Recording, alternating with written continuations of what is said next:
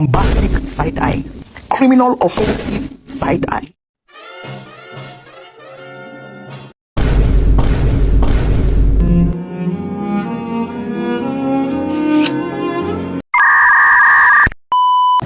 Assalamualaikum warahmatullahi wabarakatuh. Waalaikumsalam warahmatullahi wabarakatuh. Alhamdulillahirabbil alamin. Wassalatu wassalamu asrofil anbiya'i wal mursalin wa ala alihi wa sahbihi ajma'in, amma ba'du. Pertama-tama, marilah kita panjatkan puja dan puji syukur kita atas kehadirat Allah Subhanahu wa taala atas segala limpah rahmat, hidayah dan karunia-Nya sehingga dapat menyelesaikan tugas makalah ini dengan baik. Makalah ini disusun dalam rangka memenuhi tugas mata pelajaran pendidikan agama yang berjudul meladani peran ulama dan penyebaran Islam di Indonesia yang diampu oleh Bapak Mulyadi SPD. Perkenalkan, kami dari kelompok 5. Saya Hanif Sirojudin Al-Fatah sebagai moderator. Perkenalkan, nama saya Arif Setia Ramadhani, penyampai pendahuluan. Perkenalkan, nama saya Anita Pranto sebagai penyampaian materi 1. Perkenalkan, nama saya Niken Kirana Paramita sebagai penyampaian materi kedua. Perkenalkan, nama saya Lintang Asa Zulfikar sebagai penyampaian materi 3. Perkenalkan, nama saya Karifah Adelia sebagai penyampaian materi 4. Perkenalkan, nama saya Amiran Cahaya sebagai kesimpulan. Pendahuluan akan dibacakan oleh teman saya. Latar belakang masalah wawasan keislaman di Indonesia berkaitan era dengan para ulama. Majelis Berita Islam di Indonesia sangat berkembang. Islam masuk dalam keluarga Indonesia dan terkait segala aspek kehidupan di Indonesia. Benar, sikap toleransi yang berbeda dengan masuknya Islam di negara lain seperti Sunda yang memiliki kepemimpinan lintas agama siap bersinergi. Penduduk Indonesia dikembangkan melalui madrasah dengan syarat-syarat untuk mengembangkan agama Islam, untuk mengetahui syarat tauhid, syahadat, rasul, dan sebagainya. Islam disebarkan melalui berbagai saluran islamisasi di Indonesia juga bergantung pada keberhasilan dakwah dalam pembangunan di Indonesia. Ulama berperan penting. Kedua, perumusan masalah. 1. Masuknya agama Islam di Indonesia. Kedua, perkembangan kesultanan di Indonesia. Keempat, tokoh penyebar ajaran Islam di Indonesia. Ketiga, keteladanan para ulama penyebar ajaran Islam di Indonesia. Ketiga, yaitu tujuan masalah. Siswa dapat meyakini bahwa perkembangan peradaban Islam di Indonesia merupakan kehendak Allah Subhanahu wa taala. Yang kedua, siswa dapat membiasakan kesederhanaan dan kesesungguhan mencari ilmu sebagai cerminan meladani peran tokoh ulama penyebar Islam di Indonesia. Yang ketiga, siswa dapat menganalisis sejarah dan peran tokoh ulama penyebar ajaran Islam di Indonesia. Yang keempat, siswa dapat membuat karya bagian timeline sejarah tokoh ulama penyebar agama Islam di Indonesia. Berikutnya akan disampaikan oleh teman saya. Masuknya agama Islam di Indonesia, wilayah Nusantara sangat luas, posisi geografisnya terletak di persimpangan jalur perdagangan antara India dan Cina, Cina dan Arabia. Oleh karena itu ada beberapa teori tentang masuknya agama Islam di Indonesia sebagaimana diungkapkan oleh Ahmad Ansur Suryanegara dalam buku Api Sejarah Jilid 1. Teori tersebut yaitu A. Teori Gujarat oleh Prof. Dr. Burgronje berkeyakinan bahwa tidak mungkin Islam masuk ke Indonesia langsung berasal dari Arabia tanpa melalui ajaran tasawuf yang berkembang di Gujarat, India. Wilayah Kerajaan Chandrapasai merupakan daerah pertama penerima ajaran agama Islam yakni pada abad ke-13 Masehi. Teori ini tidak menjelaskan secara rinci antara masuk dan berkembangnya Islam di wilayah ini. Tidak ada penjelasan mengenai mazhab apa yang berkembang di Samudra Pasai. B. Teori Makkah oleh Prof. Dr. Buya Hamka. Menurutnya Islam masuk ke Nusantara pada abad ke-7 Masehi. Berdasarkan berita Cina dinasti Tang yang digunakan sebagai acuan, teori ini ditemukan pemukiman saudagar Arab di wilayah pantai barat Sumatera. Jika kita perhatikan, kerajaan Sabra Pasai didirikan pada abad ke-13 Masehi atau tahun 1275 Masehi. Artinya bukan awal masuknya Islam, tetapi merupakan perkembangan agama Islam. Cemetery Persia oleh Prof. Dr. Hussein Jajan di Ningrat. Menurut syari ini Islam masuk dari Persia dan bermazhab Syiah. Dari ini dipandang lemah karena tidak semua pengguna sistem baca tersebut Persia sebagai penganut Syiah. Pada saat itu, Baghdad sebagai ibu kota kekhalifahan Bani Abbasiyah yang mayoritas khalifahnya merupakan mayoritas Muslim Jawa Barat bermazhab Syafi'iyah sekaligus berpaham Ahlus Sunnah wal Jamaah, bukan pengikut Syiah. Teori Cina oleh Prof. Slamet Muljana. Menurut Slamet Muljana, Sultan Demak merupakan keturunan Cina. Lebih dari itu, menurutnya Wali Songo juga merupakan keturunan Cina. Pendapat ini didasarkan pada kronik Kelenteng Sampokong. Perlu diketahui bahwa menurut kebudayaan Cina, penulisan sejarah yang terkait dengan penulisan nama tempat dan nama orang yang bukan dari negeri Cina juga ditulis menurut bahasa Cina, maka sangat mungkin seluruh nama raja-raja Pahit juga dicinakan dalam kronik Kelenteng Sampokong Semarang. Teori maritim oleh N.A. Balog. Menurut N.A. Balog, umat Islam memiliki kemampuan dalam penguasaan penjagaan melalui jalur maritim. Melalui jalur ini yakni pada abad ke-1H atau abad ke-7 Masehi, agama Islam dikenalkan di sepanjang jalur naga di pantai-pantai tempat persinggahannya. Sabdakan berhubungi hubungan penting dalam proses pengembangan agama Islam di pedalaman, dimulai dari Aceh pada abad ke-9 Masehi dan diikuti tumbuh dan berkembangnya kerajaan Islam di berbagai wilayah. Materi selanjutnya akan disampaikan oleh teman saya.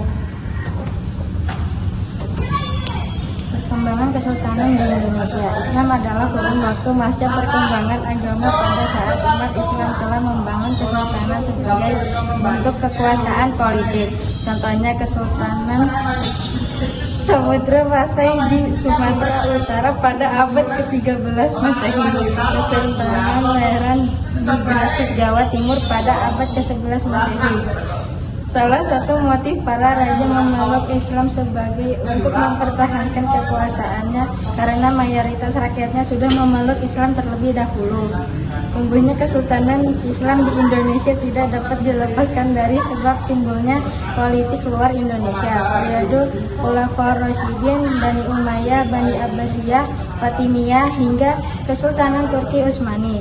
Mazhab Syafi'i yang dianut oleh mayoritas oleh masyarakat Indonesia termasuk di Kesultanan Samudra Pasai. Dari catatan Ibnu Battuta, penjelajah Muslim dari Maroko yang bernama lengkap Abu Abdullah Muhammad bin Abdullah Alawati At-Panji bin Battuta yang pernah berkunjung ke Kesultanan Samudra Pasai periode tahun 745 sampai 746 Hijriah atau 1345 Masehi. Sejarawan Belanda pada masa kolonial membagi periodisasi sejarah Indonesia menjadi 1. Zaman animisme dan dinamisme. 2. Zaman Hinduisme dan Buddhisme. 3. Zaman Islamisme. 4. Zaman Katolikisme dan Protestanisme. Kerajaan Majapahit mengalami kemunduran pada abad ke-15 Masehi. Tak dijelaskan bahwa sejak abad Berskem sudah mulai dakwah di Indonesia. Dibuktikan berdirinya Kesultanan Demak dan kiprah Wali Songo dalam menyebarkan agama Islam pada abad ke-5 Masehi. Selanjutnya saya akan menyampaikan tokoh-tokoh penting penyebar Islam di Indonesia. Penyebaran Islam di Indonesia dilakukan oleh banyak tokoh seperti sultan dan ulama dengan strategi yang berbeda-beda di setiap wilayahnya. Pertama, dari Kesultanan Samudra Pasai, Raden Malik Al-Saleh tahun 1267 sampai 1297. Raja pertama Samudra Pasai yang masuk Islam di bawah kepemimpinannya, Pasai menjadi pusat penyebaran Islam yang sangat berpengaruh di Nusantara dan Asia Tenggara. Selanjutnya Sultan Ahmad atau Malik Al-Tahir II tahun 1326 sampai 1348. Sultan yang sangat memperhatikan perkembangan Islam dan apik menyebarkannya ke daerah Pasai. Yang kedua, dari Kesultanan Aceh, Sultan Alauddin Riyadsyah tahun 1538 sampai 1571 membawa ulama dari Persia dan India untuk mengajar, lalu mengirimkan para pendakwah ke pedalaman Sumatera hingga sampai ke Minangkabau. Ketiga, Wali Songo dari Jawa, 9 wali atau sunan yang menjadi pelopor penyebaran Islam di Pulau Jawa. Mereka menggunakan pendekatan yang mudah diterima oleh masyarakat seperti melalui kesenian, pendidikan, perdagangan, dan kebudayaan. Keempat, dari Sulawesi Selatan, Sultan Alauddin atau Raja Goa. Raja Goa yang pertama masuk Islam dan berhasil mengislamkan rakyatnya dan kerajaan-kerajaan lain di Sulawesi seperti Bone dan Wajo. 5, dari Kalimantan, Datuk Tunggang Parangan, seorang ulama dari Minangkabau yang berhasil mengislamkan Raja Kutai Kartanagara sehingga kerajaan tersebut berubah menjadi kesultanan. 6, dari Maluku, Sultan Zainal Abidin 1486 sampai 1500 Masehi. Raja Ternate yang menjadikan Islam sebagai dasar negara. Ia juga mendirikan sebuah lembaga dan pesantren untuk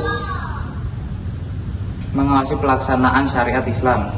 Yang ketujuh, ulama-ulama lainnya. Banyak ulama lain yang berjasa baik yang menetap di Indonesia seperti Abdul Ahmad Al-Palibani dan Syekh Nawawi Al-Batani, maupun yang bermukim di Mekah seperti Syekh Ahmad Khatib Sambas. Mereka menyebarkan Islam melalui karya tulis dan mengajar kepada murid-muridnya yang kemudian akan kembali ke Indonesia. Itu saja materi dari saya, bisa dilanjutkan. 4. Keteladanan para ulama penyebaran Islam di Indonesia. Banyak nilai-nilai keteladanan Islam agama di Indonesia, yaitu ada 7. Yang pertama, hidup sederhana. Para ulama penyebaran Islam di Indonesia hidup secara sederhana dan bersahaja. Mereka menyedekahkan hartanya kepada para santri-santrinya dan juga dia tidak menggunakan emas-emas ataupun barang berharga. Yang kedua, gigih dalam berjuang. Untuk meraih keberhasilan dalam menyebarkan Islam di Indonesia diperlukan kegigihan dan tekad yang kuat. Tidak dapat dipungkir, untuk meraih suatu cita-cita dibutuhkan pengorbanan dan perjuangan.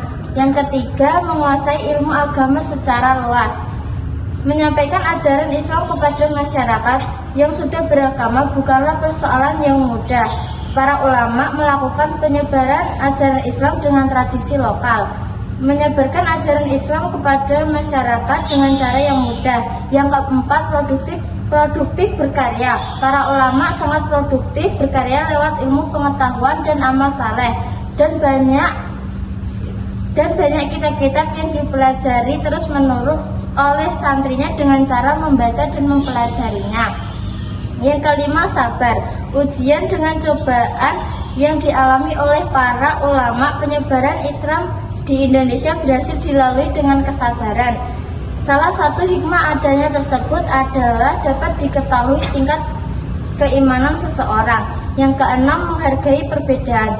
Islam secara tegas mengatakan tidak ada paksaan dalam beragama. Semua orang dipersilakan memilih agama dan kepercayaan masing-masing. Umat beragama saling menghargai dan menghormati perbedaan agama, suku, ras, dan golongan. Yang ketujuh, berdakwah secara damai. Islam merupakan agama yang mengajarkan kedamaian, kasih sayang, dan toleransi. Dakwah Islam juga harus dilakukan secara damai dan bermartabat. Selanjutnya akan disampaikan kesimpulan.